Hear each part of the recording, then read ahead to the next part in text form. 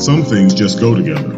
Wine and cheese, flowers in springtime, and yes, books and bottles.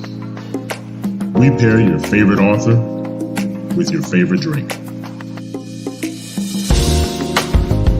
Your host of Books and Bottles, Benita Johnson.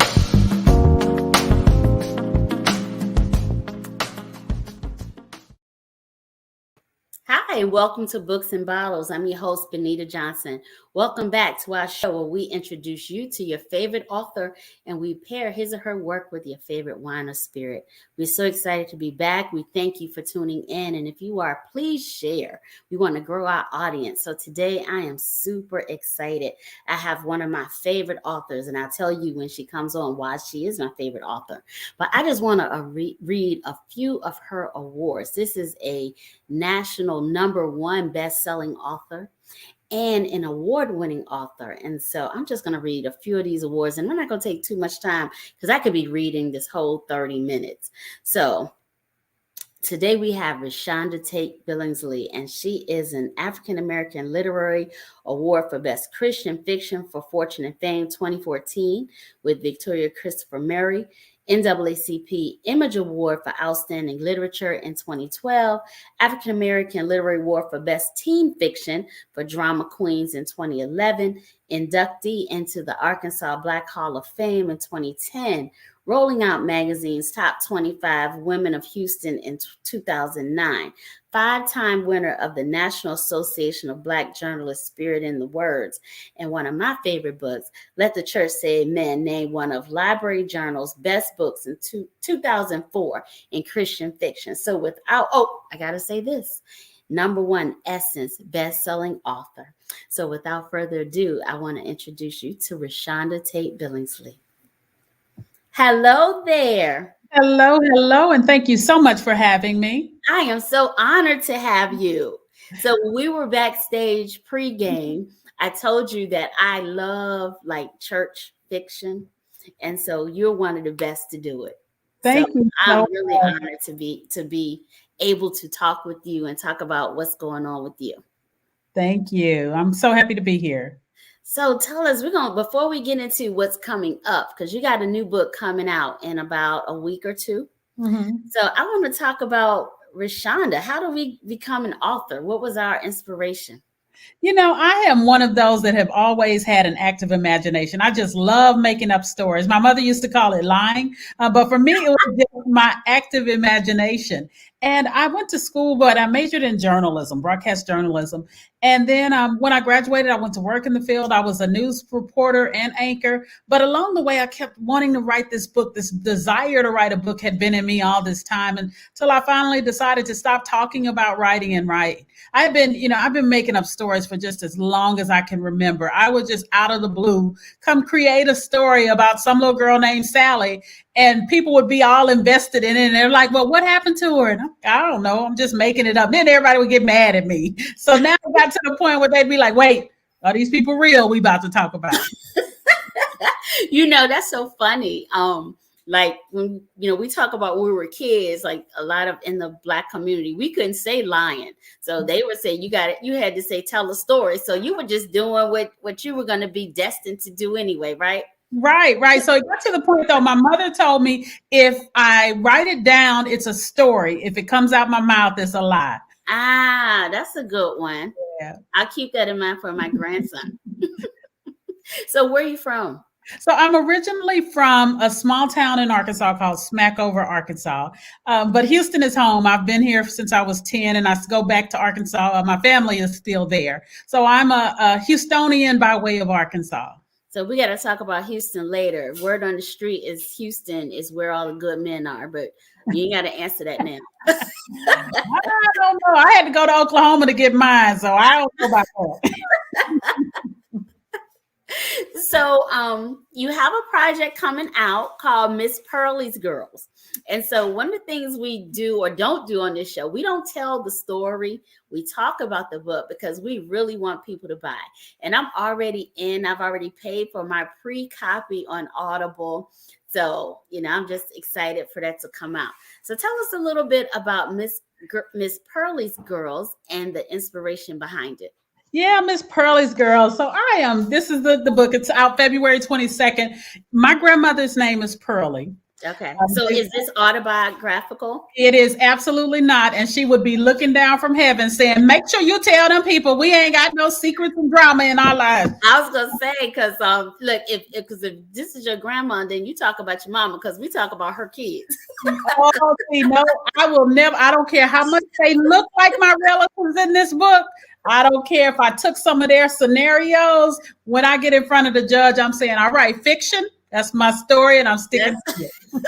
I'm gonna back you up. But this one is about a mother whose 4 daughters are estranged. They just cannot stand each other, but there's a reason. They all have these secrets and lies that have festered over the years. Yeah. And she's fallen ill, and she basically wants them all to come back together. But in order to heal and deal with her tragedy, they have to deal with some tragedies of their past. And that's so crazy. Well, it's not crazy. It happens. A lot of families are just broken up for drama, for lies, for secrets, and just put it all on the table, right? Right. And that's what I wanted to show. A lot of times we do the whole, I'm just going to brush this under the rug, or I'm going to pretend that it's not happening. And so I wanted to show what happens when we do that, that you can try and run from it. But if you don't address it, face it head on, which is something we tend not to do in the African-American community. We're quiet about it. Yeah. And as they say, though, one lie begets another one and another one and another one. And then it just becomes this whole mess of a situation that is hard for us to get from under. Yep, exactly. So let's talk about the characters a little bit. Maxine, Maxine, I can't remember. Is she the oldest? She's the oldest. Okay. And so, she's married. And so she's holding this. She's up under mama, but, and she's mad. She's angry. Mama's sick and had the audacity not to share. Yeah, and one of the things that I with Maxine, what happens with her is when we don't live our own dreams, or when we make choices, we'll hold it against people that choose to go out and fly their wings. That is something that happened, with among relatives. I am from a small town, and I have some relatives that stayed there, never left it, and they're bitter and angry because, see, I'm an outside the box. I will go move to Dubai and enjoy life. But there are so many people that stay in their box, whether it's fear, whatever it is. And that's kind of how Maxine is. And then you begin getting resentful when you look at the people that have gone on and doing other things with their lives. Mm-hmm. Absolutely. So all right, so we're going to bring you back in here too. Then we're going to talk about Stella and Leslie. And I forgot the other sister's name. But so with you, like, you're a journalist, and then you quit this good job, and now you're going to be a writer. How was that received? Oh, baby, my mama had a stroke. But I've always done that. So when I first graduated from college, I went to work for the National Enquirer, the tabloid magazine. I just took the job because it paid a lot of money, but I don't work for money. I work for joy. And coming straight out of college, my starting salary was $130,000. Okay. So I'm making this money, but I'm not happy. I'm not happy on the inside. So I quit that job, and I came back to Houston, and I wanted to be on television, a news anchor. I understand. I was an accountant. I was like, I don't like this kind of work, And so what's crazy, I have 3 kids, and none of them can tell you what I do for a living. Because I just do what I want to do. We're living our passion. I made $15,500. So I went from $130,000 to $15,500, and I was so happy. And everybody thought I had stone cold lost my mind. Absolutely. Yeah. Look, I wasn't quite like that, but yeah, I understand the struggle. Yeah. I tell people, you got to have a plan. I didn't have any children at the time. You can't go. I don't want anybody watching this to go walk in the living room and tell their husband, I'm quitting my job and living my passion. And he looking like, who will pay these bills? Yeah, no, you got to have a plan. I did that to my husband. He was at a jazz show, and I was supposed to be at work, and I decided I was going to quit. And so I just like walked into the jazz show, and he said something in his spirit said, "Turn around." And so I was walking in, he just shook his head because he knew I had quit. Yep. Yep. But see, if he's anything like my mother in the beginning was like, "You have lost your mind." But then when the literary career took off, she was like, "I knew my baby could do it." That's how mamas do, you know. Yeah. Okay, so so Maxine seemed a little bitter. She is in a world that she ain't really loving, and so she has 3 sisters, and then there's Miss Leslie. So just tell us a little bit about Leslie. So Leslie is the baby of the family. I put a little colorism in here. Leslie is darker than her sisters. Okay. So she has issues with feeling unloved. But what she'll ultimately find out is that it was not her skin color what the reason that she fell in love. That's one of the felt unloved. And that's one of the things she's been carrying with her whole life. And then there's Stella and Star. They're twins. They also are carrying a secret. And, I enjoyed writing about these sisters because of the dynamics of them. Stella lives in Atlanta. She's a PR professional. She's on top of the world, but she's lonely. And then her sister, she talks about her sister with all these kids, with 5 kids living in the country, but her sister is happy. So you can relate to this because I know some of your work have become TV movies. Mm-hmm. So Star is, in my mind, Gabrielle Union plays Star. Mm-hmm. I could just see that energy with her, just having fun and kind of being a little bit condescending to her sisters because, they're not living their life. Yeah. So when you're writing, do you think of people, like when you're developing these characters, do you think of other characters? Because I thought of Gabrielle Union specifically in Being Mary Jane. Yeah, I don't, not anymore, because so I had a movie, Let the Church Say Amen, made into a movie. I had a book. It was made into a movie. And, when I was going through the casting process, I saw actors come in who I never imagined. So Let the Church Say Amen has a prominent first lady. And they told me, well, we're going to have Layla Rashawn play that role. And I was like, Sunshine? She gonna be the first lady. Oh man, but she was awesome. And so I learned at that moment is that they're actors. And so they really can adapt to it. I would have never in a million years chosen Layla Rashawn for it. And she was perfect. Wow. All right. So I know Miss Pearly's Girls hasn't hit the shelves yet. But I know how this thing works, and there's always background noise sometimes before we know. So are you thinking of making this a visual project? We are. We actually have had early interest in Miss Pearly's Girls before it went to, even our final press. We had some people in it. So right now it is it's in the hands of a producer who desperately wants it. So I'm keeping my fingers crossed. Okay. So let's talk about your writing process. You got about 50 books out? This is my 53rd book. 53 books. That's phenomenal. Yeah, but I also work full time still. So I'm a managing editor for a Black newspaper here in Houston, and I'm a communications consultant for Texas Southern University. When do you have time? I know everyone says that, but I make time. I believe every minute you spend talking about what you don't have time to do could be spent doing it. So I had to run to the post office today to mail out advance copies of Miss Pearly's Girls. On the way there, I dictated a chapter on my next book. So now I'll send that out. What do you use to dictate? Because I think a lot of writers want to know those things. Because for me, I'm a writer and I got some things I need to do. And I feel like, I don't have time because I'm in the car a lot. Yeah. For work. And so what types of tools do you suggest that aspiring writers get to help them dictate chapters? The audio memo that comes on your iPhone. I don't know about y'all Samsung folks, but but no, they have audio memo. And audio memo, this thing is how I got my last 10 books written. So I basically dictate in it, and then I send it to a program called Temi, TEMI.com.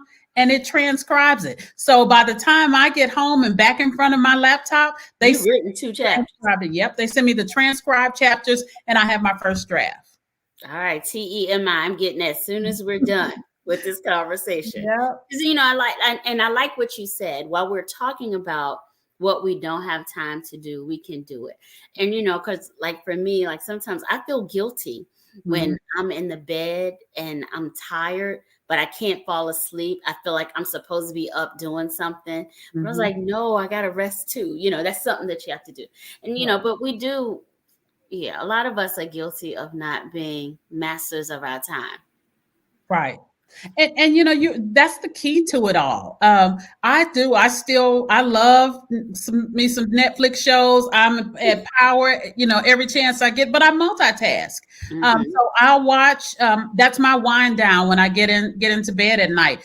Every Sunday night, I'm watching Power right before I go to bed, and then I'm loading my website for my Defender. So I multitask all the time. But the key is just utilizing that spare moment. One thing you'll never find me doing is just sitting there staring off into space. Though sometimes if that's what helps you relax, then you may have to do it. Yeah. I try and be careful about not getting into new shows, because they kind of suck you in and because folks sucked me into Power. I binged it like Friday so I could finish the season on Sunday.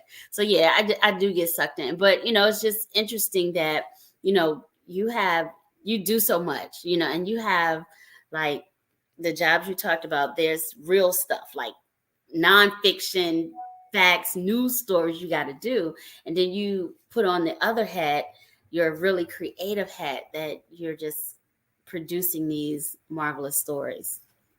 Yes, I'm always going. Now, if you ask me, one thing I'd like to change, I wish that I knew how to turn it off. Because even when I go to sleep at night, I'm going to dream in full color 3-act movies. And that is the most aggravating thing for me, is I got to figure out a way to turn it off. I did buy one of those, wave apps that gives you the waves and the sounds at night. And then I had a dream about drowning. Does that work? Then you had a dream about a story on the beach, about drowning and saving a little girl in the water. So it didn't work for me. But it produced a wonderful book, right? So that's good. So have you ever, in your 53 books, I know you're with a large publishing company now, were you ever self-published? Yes, I started out self-published. Okay. Yep. So I started out self-published with my first book, and then I got picked up by Simon and Schuster, who Pocket Books, who re-released that book, and then they published the rest of my books. So what would you say? There's a lot of folks out here that are writing books, and we're not picked up by publishers, and we're self-publishing. What type of advice would you give to those people? It's all about, and nobody walks into a bookstore and says, oh, I want the best book published by Simon and Schuster. They don't care about who it's published by. The good thing about being with the publisher is that the distribution is a little better. But I say go for it. A lot of publishers now are looking for people that are self-published. And in this day and age, I would most definitely self-publish. Because you have so many different streams to get your book out in front of people. Any tips on those folks that, they want to be published? Like, how do you get your stuff in front of, publishing houses? Yeah, so it's a matter of just getting it done, and then building a buzz, because they want to.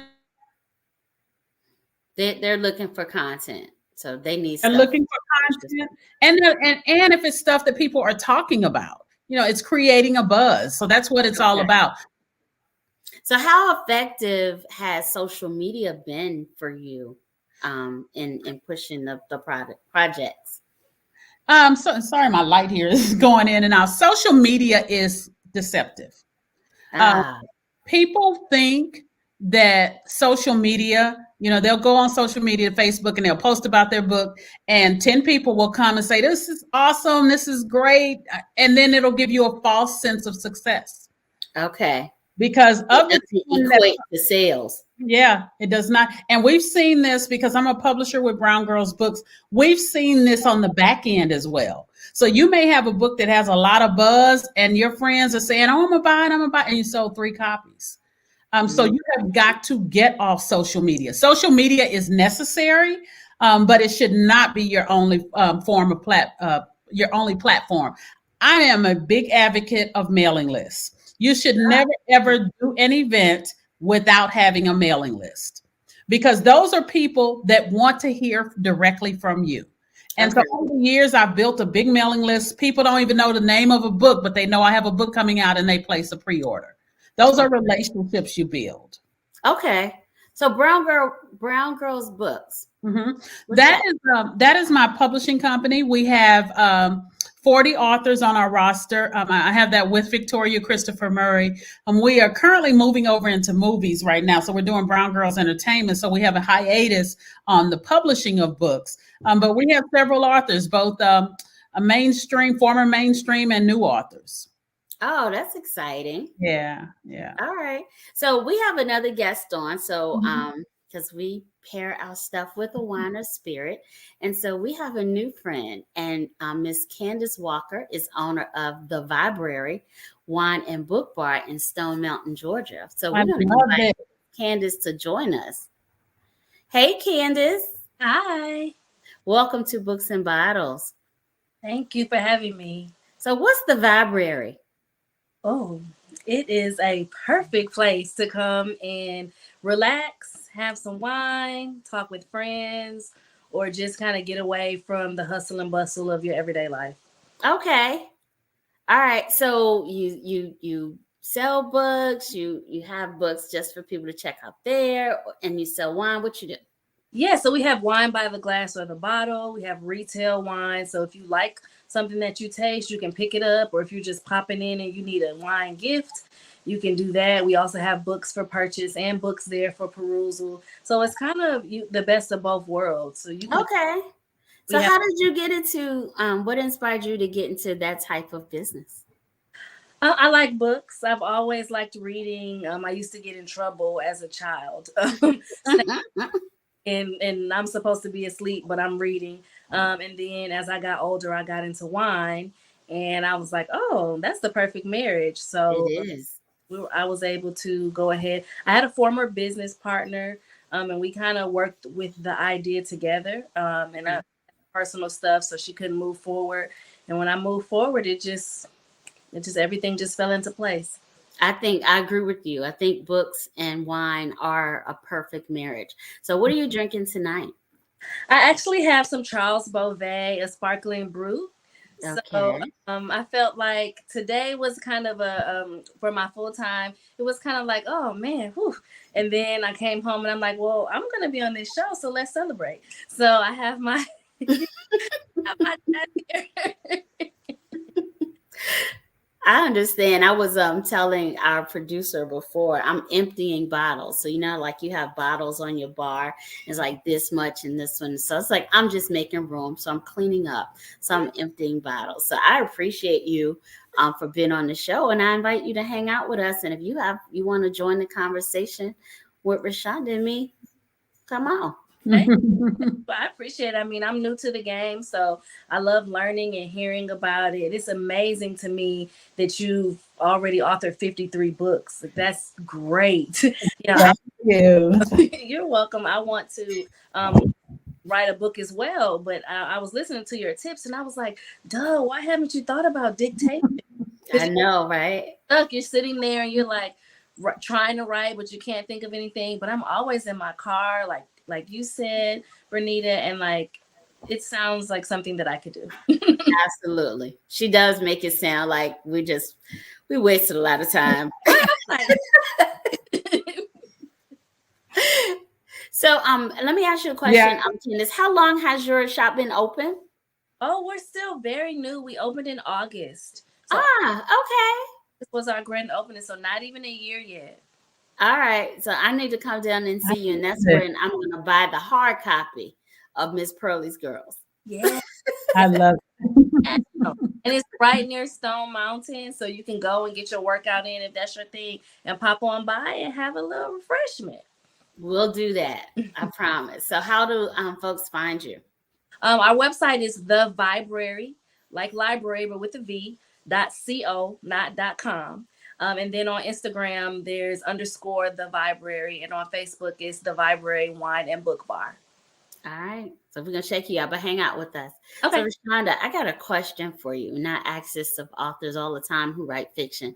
When you start your story, does it always end the way you thought it was when you start?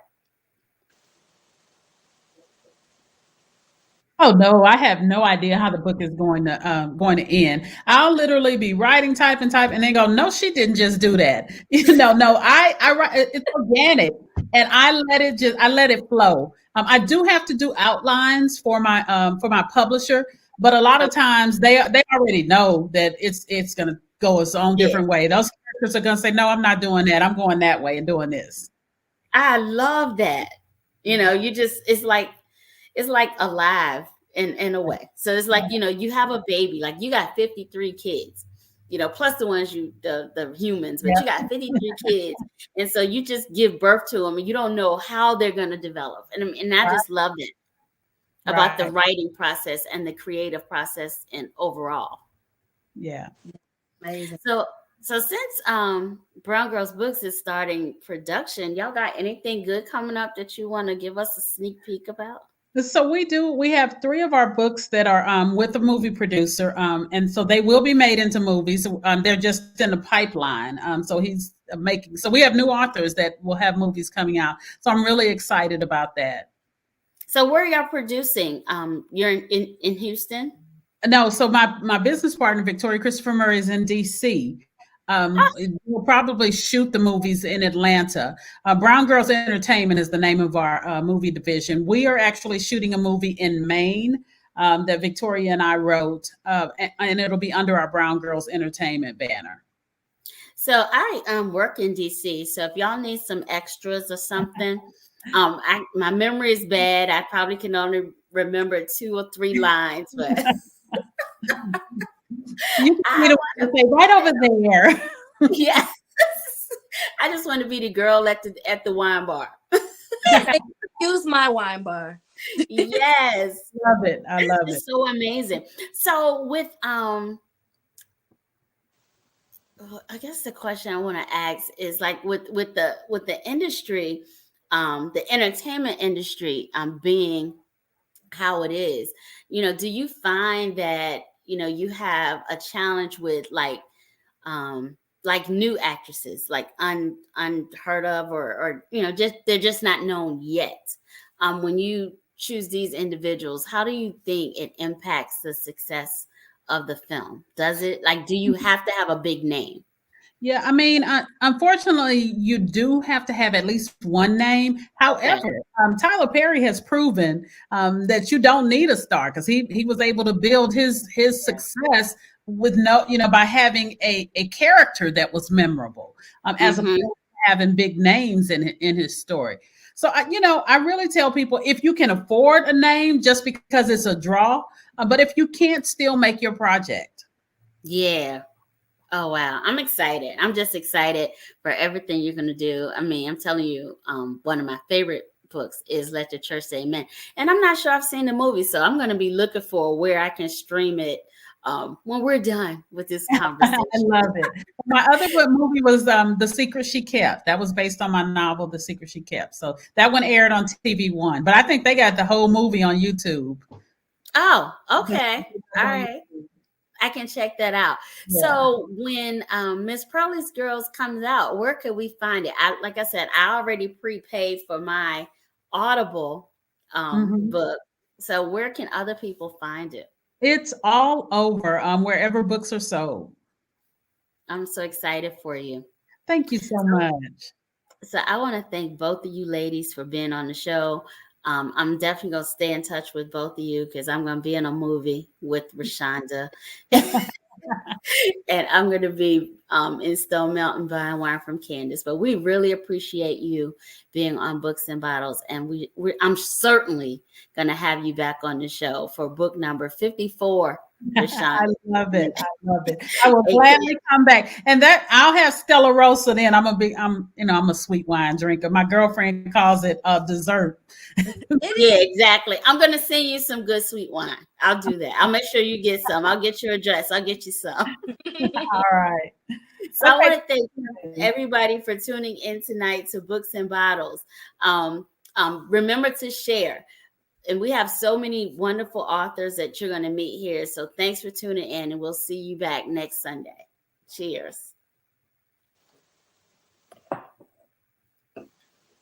Camped out at home for COVID? Join us, Indie TV, where you will see the talk shows, movies, drama, action, and comedy. Be the first and see it first. Sign up now for free at Indie TV.